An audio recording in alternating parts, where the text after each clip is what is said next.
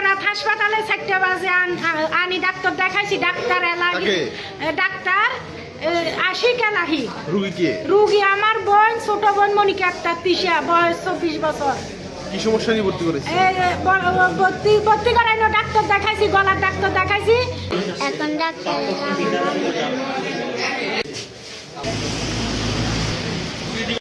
মোহাম্মদ জাহিদ, আমার বাড়ি হচ্ছে বক্স মাহমুদ, আমার শালির বাড়ি হচ্ছে পশ্চিম জোয়ার, ওনাদের বাপের বাড়ি হচ্ছে বল্লভপুর।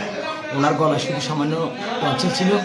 ওনার অপারেশনের জন্য আমি ডাক্তার কাছে মনোরাত হসপিটালে নিয়ে আসি। ডাক্তার আমাকে বলে যে ইমার্জেন্সি অপারেশন করা লাগবে। উনি আরও 15 দিন আগে ওনাকে দেখছে, সব কিছু করছে।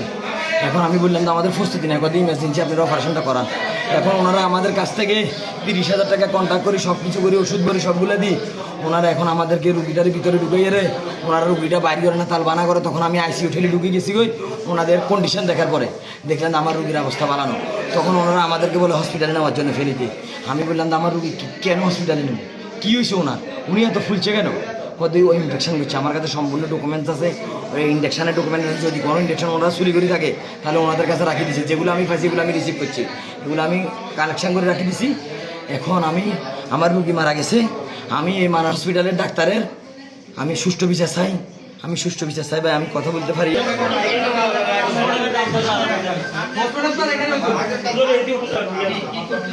ভর্তি করাইছি মনোরাত হাসপাতালে 4টা বাজে আনি ডাক্তার দেখাইছি। ডাক্তার এলাহি ডাক্তার আশিক এলাহি।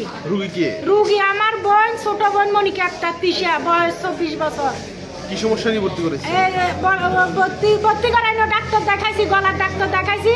ডাক্তারও বলছে যে ইমার্জেন্সি অপারেশন করাইতে হবে। তো এবার আমরা হের স্বামী প্রবাসী বিদেশ, হে বলে যে কোনো ইয়ানা ডাক্তার যখন বলছে আপনি আপা ভর্তি করাইছে, সাথে সাথে টাকাও দিয়ে দিছে। দিবের পরে ডাক্তার এলাহি 6টা বাজে আসি 6টা না 4:30 5টা বাজে একটা এক্সরে দিছে। এক্সরে করে দেখা স্যার 4,500 টাকা। বলে যে কোনো সমস্যা আছে না, তখন পরে বলে যে কোনো সমস্যা নাই, অপারেশন করানো যাবো। এখন এবার এসা না জানার পরে এর পেশাবের কয়েক ধরছে। আমার বোনের পেশাব করি আনি এই অপারেশন করে যে অপারেশন রুমে লজে দিয়েছি। এখন এবার যে অবসর একটা ইঞ্জেকশন আছে, ইঞ্জেকশন দেওয়ার সাথে সাথে গাল ফুলি গেছে, ফ্যাট ফুলি গেছে। হেরা হুস করে।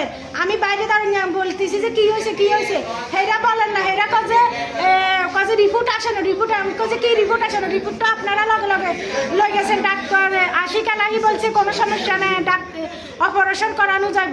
তারপরে হেরা বলে যে ডাক্তার রুগীর অবস্থা খারাপ, আইসিইউতে নিতে হবে, ফেনি কেন স্টারলাইন লাইফ স্কেয়ার লাইন। তারপরে হে বলে যে হে আমি প্রশ্ন করছি, হে যদি সমস্যা থাকে আপনারা ইঞ্জেকশনটা কি জন্য দিচ্ছেন,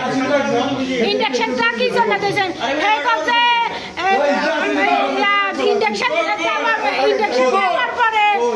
ইঞ্জেকশন দেওয়ার পরে সমস্যা হয়েছে।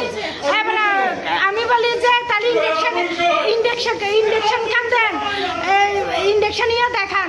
এই কথা এই মহিলা বেশি কথা বলে, এই কথা বলে আমার ধাক্কা দিছে।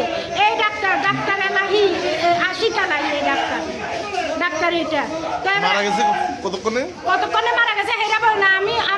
আমি শিউর যখন এই যে অবসর ইঞ্জেকশনটা দিছে তখন আমার বোন মারা গেছে মনে হয়, মানে আমার মনে হয়।